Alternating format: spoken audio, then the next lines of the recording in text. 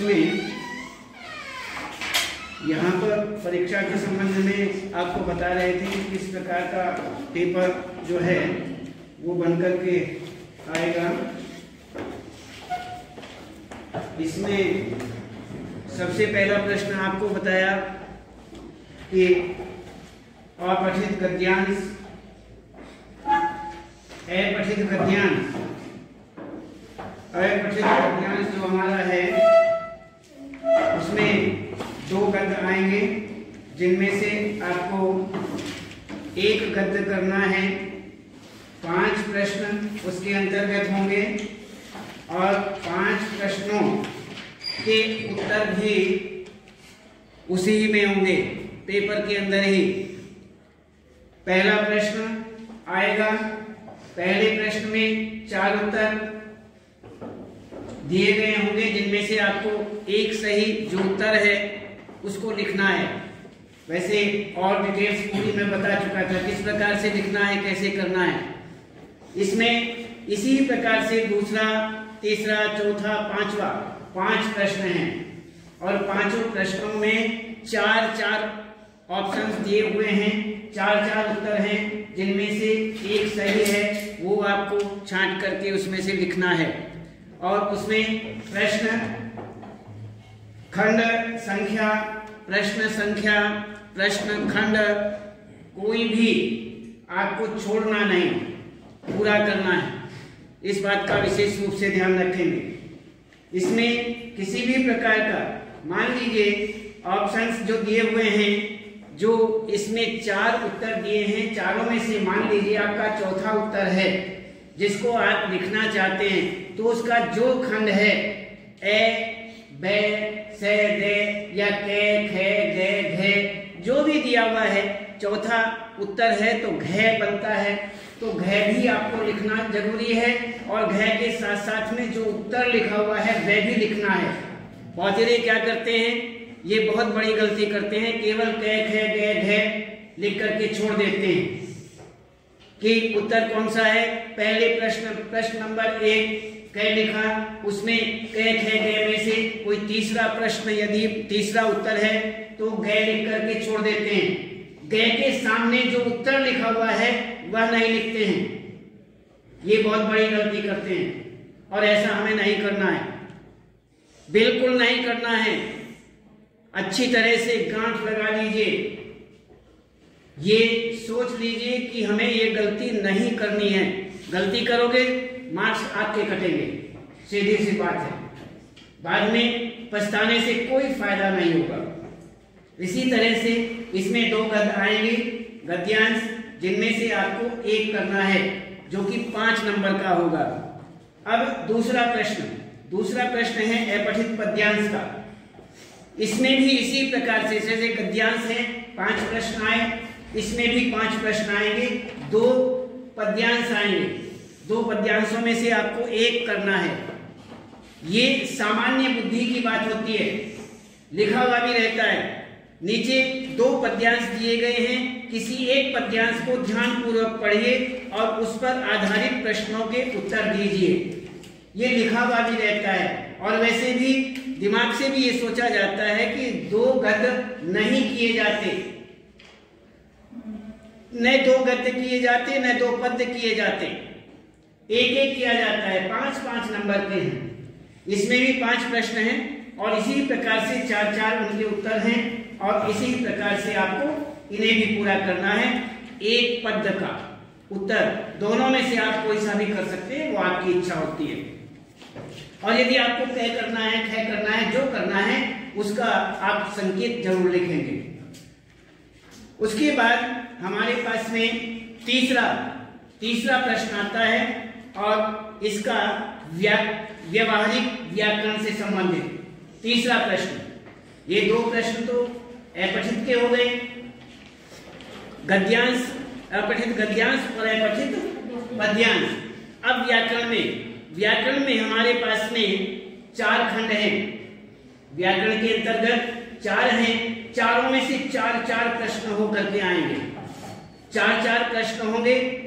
हर प्रश्न का, जैसे मान लीजिए रस आया, 10 में से 4 प्रश्न बन करके आए और चारों में से जैसे पहला प्रश्न लिखा गया उसके नीचे उत्तर लिखे हुए होंगे, उसी की तरह से ऑब्जेक्टिव टाइप भी समझ रहे।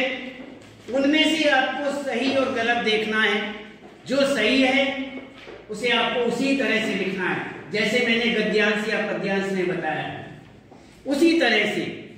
और एक ध्यान और रखें, इसमें आपके सामने 4 प्रश्न आकर के 5 प्रश्न आएंगे। 5 प्रश्न, एक प्रश्न की छूट आपको करने 4 ही हैं। आपको एक छोड़ दिया गया, आप 5 में से 4 कोई से भी कर सकते हैं, ठीक। तो इसमें आप 5 में से 4 करेंगे और एक नंबर के वे प्रश्न होंगे, 4 नंबर के। तो इस तरह से आपके 4 खंड हैं, चारों खंडों में 4 प्रश्न बन करके आए। एक की छूट है, 5 प्रश्न हैं, 4 आपको करने हैं। तो कितने हो गए? 16 हो गए।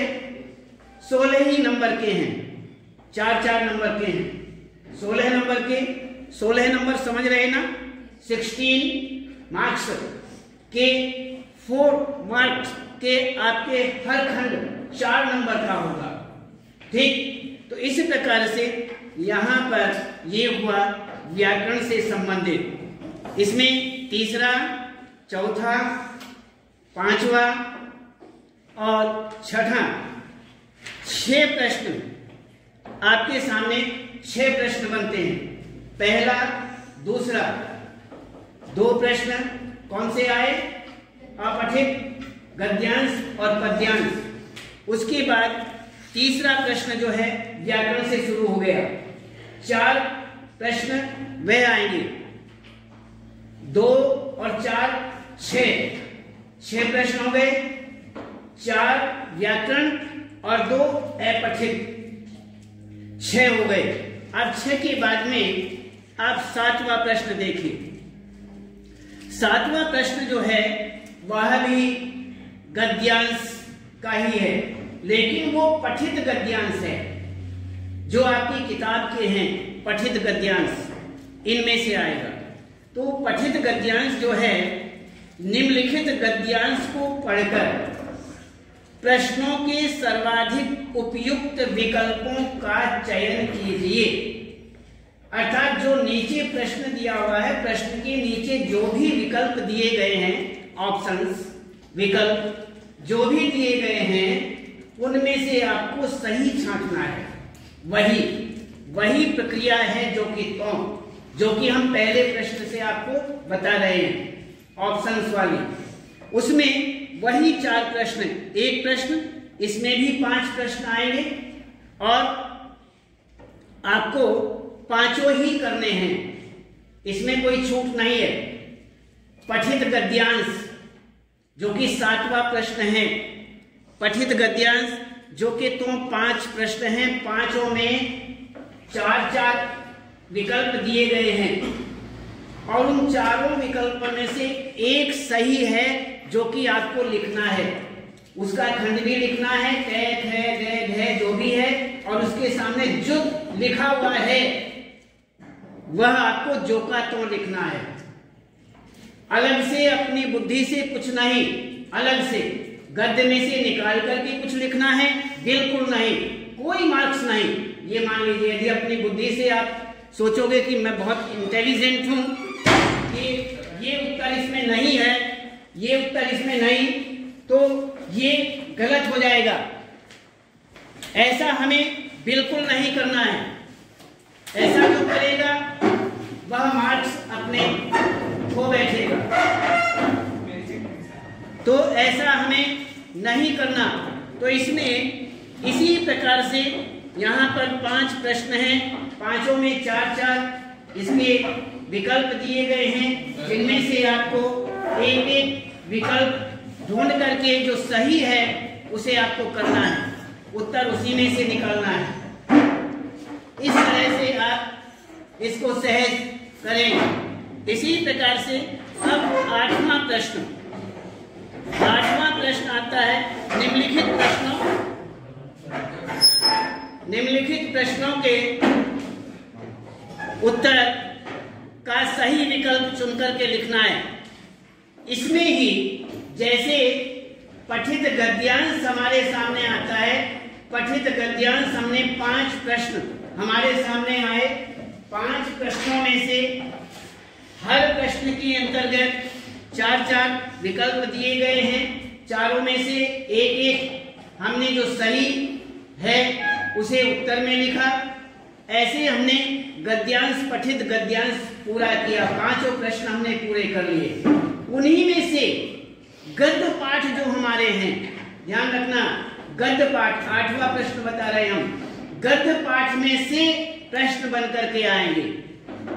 गद्य पाठ में आपके सामने 2 प्रश्न बन करके आएंगे और हमें इनमें से दोनों ही प्रश्न पूरे करने हैं।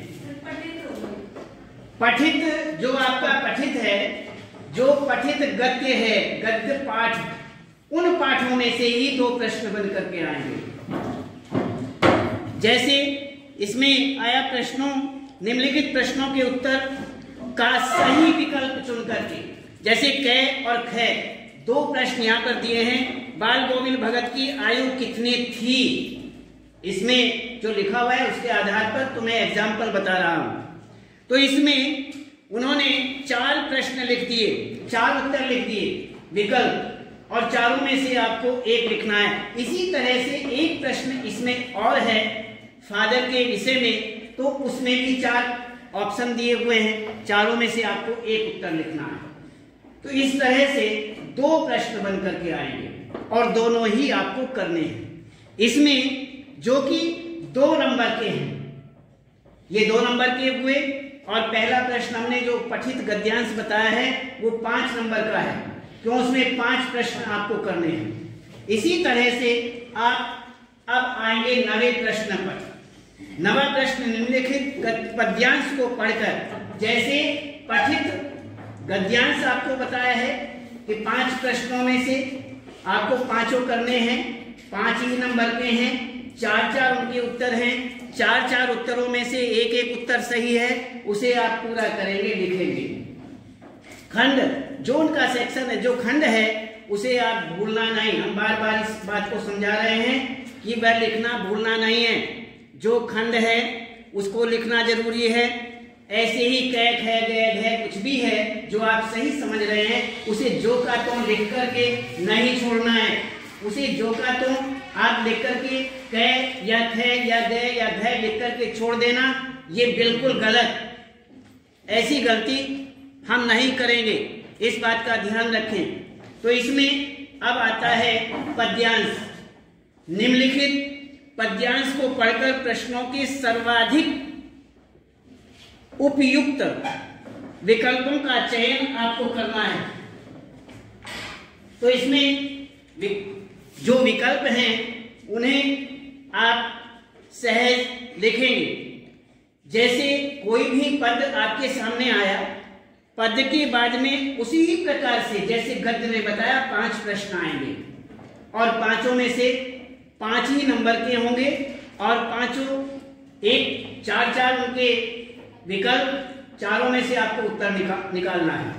तो इसमें अब देखिए ये हुआ, जैसे हमने गद्य में 2 प्रश्न गद्य से आने के लिए बताया था आपको, इसी प्रकार से पद्य में से भी आएंगे। पद्य पाठ जो हैं उस पद्य पाठ में से भी 2 प्रश्न आएंगे, उसी प्रकार से उनके विकल्प मिलेंगे और विकल्प में से आपको उत्तर निकालना है जो सही उत्तर है। अब आता है हमारा एक खंड पूरा हो गया, खंड कै खंड। अब आता है बै खंड। ए बै भी लिखा जा सकता है, कै ख भी लिखा जा सकता है। ये हमारा पहले कितने खंड आते थे? 4 खंड। कै खंड, ख, कै, ख, ग, घ 4 खंड आया करते थे।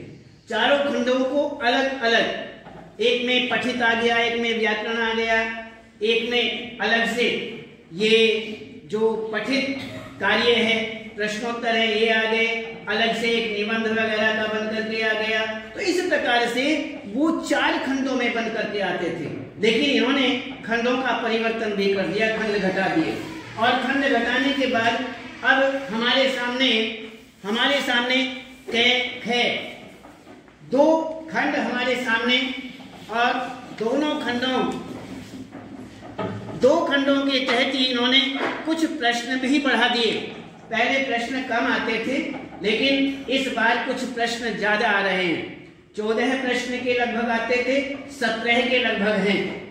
तो इसमें खंड इन्होंने उसी प्रकार से खंड घटा दिए, लेकिन खंड घटने से कोई ऐसी विशेषता नहीं बनती है। फिर भी मैं इसलिए बता रहा हूं कि आप खंडों को कभी दिमाग में रहे कि व्याकरण खंड है कि खंड वहां पर अपनी तरफ से ही डाल दें। नहीं, अपनी तरफ से कोई खंड नहीं डालेगा। जो पेपर के अंदर जिस तरह से खंड है वही संकेत करेंगे, इस बात का ध्यान रखें। अब हम करते हैं दूसरे खंड की बात। इसमें अपने पाठ्य पुस्तक से संबंधित प्रश्न बन करके आएंगे, और ये खंड हमारा जो है ये 20 नंबर का होगा। वर्णनात्मक प्रश्न इसमें बनेंगे, कुछ बड़े उत्तर इसमें दिए जाते हैं। उत्तर जो हैं वो छोटे नहीं आएंगे, इसमें विकल्प नहीं है, इसमें विकल्प नहीं होंगे, अपनी ओर से ही आपको उत्तर लिखना है। जो प्रश्नोत्तर याद किए जाते हैं, जो लिखे हुए प्रश्नोत्तर आपने याद किए हैं उनका, और 1-2 शब्दों में नहीं, 20-20, 25-25 शब्दों में, 25-30 शब्दों में यहां पर उत्तर दिया जाता है। अब तक जितने ऑप्शंस हमने बताए हैं, पूरे के पूरे कै खंड कै जो आया है, जिसमें पठित, अपठित, गद्यांश, पद्यांश, व्याकरण सब ऑप्शंस के रूप में हैं, विकल्प के रूप में थे। हमने अलग अलग तो बता दिया ना पूरा। इसमें पहला जो है, पहला अपठित वाला जो है हमारा 10 नंबर का है। 5 नंबर, 5 नंबर अपठित गद्यांश, और 5 नंबर अपठित पद्यांश। उसके बाद यहां पर व्याकरणिक, व्याकरण 16 नंबर, अलग अलग 4 नंबर, 4 खंड, इसमें 16 नंबर हो गए। और उसके बाद में 7वां प्रश्न जो पाठ्य पुस्तक से संबंधित प्रश्न बनकर के आएंगे, जिसमें पठित गद्यांश, पठित काव्यांश, पद्यांश, ये होंगे, इनके प्रश्नोत्तर होंगे। ये होगा 14 नंबर, जिसमें 5 नंबर गद्यांश। उसके बाद 2 प्रश्न गद्य से ही आएंगे। इसी प्रकार से 2 नंबर के वे होंगे। पद होगा, पठित पद, वह भी 5 नंबर के प्रश्न उसमें से बन करके आएंगे। और उसी प्रकार से 2 प्रश्न और बनेंगे अलग, वह 2 नंबर के होंगे। 14 नंबर का ये पाठ्य पुस्तक से संबंधित आएगा। इसी तरह से 14 नंबर ये हुआ। तो अब कितना हो गया देखिए, 12 कहाँ होते हैं बेटे? 5 और 2 7 और 5 2 7, 14 नंबर नहीं हो गए क्या?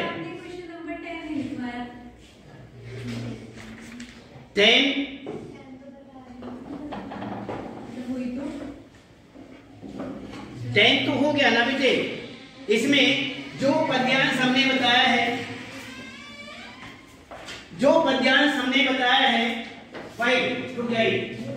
उधर बैठो।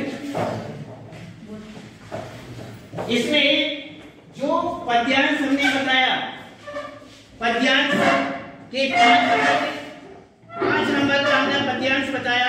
उसके बाद उसी प्रकार से पाठ्य जो पठित गद्य है उसमें आपको प्रश्नोत्तर बताए थे, इसी तरह से गद्य में है। तो इस तरह से 14 नंबर का ये बनता है।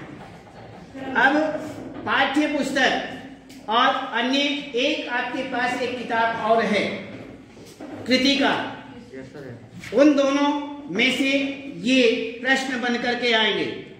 देखिए इसमें जो भी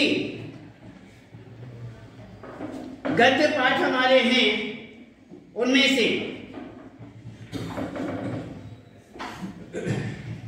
4 प्रश्न आएंगे और 4 प्रश्न 2-2 नंबर के होंगे और 25 से 30 शब्दों में आपको उनका उत्तर देना है। 25-30 शब्दों का उत्तर होना चाहिए, समझ रहे हैं? इसमें निम्नलिखित प्रश्नों के उत्तर लगभग 25 से 30 शब्दों में लिखिए। 4 प्रश्न हैं, चारों ही आपको करने हैं और 2-2 नंबर के हैं, 8 नंबर के प्रश्न होंगे। इसी तरह से ये हुआ आपका 11वां प्रश्न। अब 12वां प्रश्न देखते हैं। इसमें कवि से संबंधित, वह गद्य से संबंधित प्रश्न थे, यहां पर पद्य से संबंधित। इसमें 3 प्रश्न बनकर के आएंगे। 3 प्रश्न होंगे और वह 2-2 नंबर के, 6 नंबर। 3 प्रश्न, 2-2 नंबर, 6 नंबर के ये प्रश्न होंगे और ये भी आपको करने हैं। अब ये हुआ 12वां प्रश्न आपका। 13वां प्रश्न। 13वें प्रश्न में आपका जो हमने कृतिका बताई है, कृतिका, उस कृतिका में से आएंगे। निम्नलिखित प्रश्नों में से किन्हीं 2 प्रश्नों के उत्तर लगभग 40 से 50 शब्दों में लिखने हैं। 40 से 50 शब्द, लगभग 40 से कम नहीं और 50 से ज्यादा नहीं। उसमें आप ये मान लीजिए जो लिखा रहता है उसमें सहज ये दिखाई देता है कि लगभग ये आपको बताया जाता है। उसमें 1-2 शब्द ऊपर नीचे हो जाए तो कोई ऐसी आपत्ति वाली बात नहीं है। ये नहीं कि हम आप गिन करके उन्हें जो के तो ही एक शब्द को ध्यान रखेंगे, एक शब्द को ध्यान रखेंगे, ऐसा कुछ नहीं है। उसमें 2-4 शब्द ऊपर, 2-4 शब्द नीचे हो जाएं, कोई ऐसी बात नहीं है। इसलिए घबराने वाली बात नहीं है कि इसमें 4 शब्द ज्यादा हो गए या 4 शब्द कम हो गए, ऐसा कुछ नहीं। तो इसमें 3 प्रश्न बनकर के आएंगे। 3 प्रश्न आएंगे जिनमें से आपको 2 करने हैं और 2 जो हैं वह 3-3 नंबर के होंगे। 2 प्रश्न होंगे, 3-3 नंबर के होंगे, 6 नंबर के ये प्रश्न होंगे। अब आपके सामने ये पठित जो अपनी पुस्तक है एक्सटेज उससे और कृतिका से ये 4 प्रश्न और 3 प्रश्न गद्य में से, 4 प्रश्न गद्य में से, 3 प्रश्न पद्य में से और 2 प्रश्न कृतिका से ये प्रश्न आ गए। और जो गद्य के अलावा गद्य के जो प्रश्न है उत्तर हैं वो 25 शब्दों से 30 शब्दों के बीच लिखने हैं। जो काव्य के हैं, पद्य के हैं, वो 60 शब्दों से लेकर के 70 शब्दों के बीच लिखने हैं। ठीक। कृतिका का जो उत्तर देना है वो 40 शब्दों से 50 शब्दों के बीच में देना है। ठीक। ये आपके 4, 3 और 2 इस प्रकार से प्रश्न बन करके आएंगे और इसमें सभी 2-2 प्रश्नों के होंगे, 2-2 नंबरों के होंगे। गद्य में जो भी प्रश्न हैं वह 4 प्रश्न हैं, 2-2 नंबर, 8 नंबर हो गए। ठीक। इसी तरह से पद्य है, पद्य में आपको 3 प्रश्न करने हैं, 2-2 नंबर के, 6 नंबर के हो गए। कृतिका में से आपको 2 प्रश्न करने हैं, 2-2 नंबर, 3 नंबर के हो गए, 3 नंबर के हैं, वो भी 6 नंबर के हो गए। तो इस प्रकार से यहां पर अब आगे देखते हैं 14वां प्रश्न। इसमें आप निबंध से संबंधित 14वां प्रश्न। निम्नलिखित में से किसी एक विषय पर दिए गए संकेत बिंदुओं के आधार पर, संकेत बिंदु पेपर के अंदर संकेत बिंदु लिखे हुए होंगे। निबंध में जो आप संकेत लिखेंगे वह और उन संकेत बिंदुओं के आधार पर ही आपको निबंध पूरा करना है। ध्यान रखना, उन संकेत बिंदुओं को भी लिखना अनिवार्य है। वो आपके शीर्षक बन गए, हेडिंग्स बन गए, और उन्हें आप लिख करके बहुत अच्छी तरह से बार बार कोई भी वाक्य, कोई भी पैराग्राफ आप पूरा का पूरा रिपीट नहीं करेंगे। बार बार एक ही वाक्य या एक ही गद्य आप पूरा लिखते जा रहे हैं, बार बार उसे ही लिखते जा रहे हैं, ऐसी गलती नहीं करेंगे। आपके मन में ये भी नहीं होना चाहिए कि एग्जामिनर इस बात को देखते नहीं है। नहीं, ऐसी बात नहीं है। वो एक निगाह में सब देख लेते हैं। यदि उसमें बार बार वही बातें रिपीट हो रही हैं, बार बार वही लिखा जा रहा है, वही वाक्य बार बार दोहरा रहे हो, तो बहुत गलत है, आपके मार्क्स कट जाएंगे। इसलिए उसमें सोचने की बात नहीं, एग्जामिनर सहज संकेत करते ही, देखते ही, नजर डालते ही मार्क्स काट देता है। ऐसा जब देखता है तो सहज उसके मार्क्स अपने आप ही कट जाएंगे। इसमें सोचने और कहने की बातें नहीं रहती। ये होम एग्जाम नहीं है, बोर्ड एग्जाम है। होम एग्जाम में तो एक बार को पूछ भी लिया जाता है कि इतने आधा नंबर क्यों आया है, पूरा नंबर क्यों आया है, कट कैसे गए हैं, प्लस कैसे, ज्यादा कैसे आ गए, कम कैसे आ गए। ये कुछ नहीं, वहां कुछ नहीं होता है। जितने मार्क्स एक बार एग्जामिनर ने दिए उतने ही रहते हैं। इस बात का हम विशेष रूप से ध्यान रखेंगे। चैन से बैठे रहेंगे। 2-3 प्रश्न और हैं। ये हुआ, इसमें 3 निबंध आएंगे, तीनों में से एक करना है। पत्र 15वां आपका पत्र आएंगे, 2 पत्र आएंगे। और ये जो निबंध है ये आपका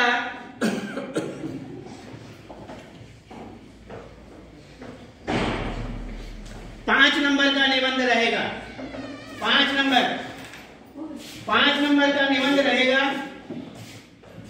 तो 5 नंबर का ये निबंध पूरा होगा। उसके बाद विज्ञापन, 2 विज्ञापन आएंगे। पत्र भी 5 नंबर का है, 2 पत्र आएंगे जिनमें से एक करना है। इसी तरह 16वां प्रश्न विज्ञापन 2 आएंगे, दोनों में से एक 5 नंबर का। आगे एक इन्होंने और प्रश्न इसमें जोड़ दिया गया है, संदेश। शिक्षक दिवस की शुभकामनाएं देते हुए 30 शब्दों से 40 शब्दों में आप संदेश लिखेंगे। वह संदेश के विषय में हम आपको बता देंगे। तो इस तरह से 2 प्रश्न बनकर के आएंगे, जो एक करना है, 5 नंबर का होगा। इस प्रकार से आपको पूरा प्रश्न पत्र करना है। और आगे ध्यान रखें, टिकट दिखाओ भाई। हाँ, अब क्या करूं, पुराना टिकट है, लाओ कुछ तो दिमाग लगाना पड़ेगा। ये लो साहब, बाथरूम में गिर गया था, ठीक से पकड़ना। हटाओ, हमारे हाथ में मत दो। ठीक है बैठ जाओ।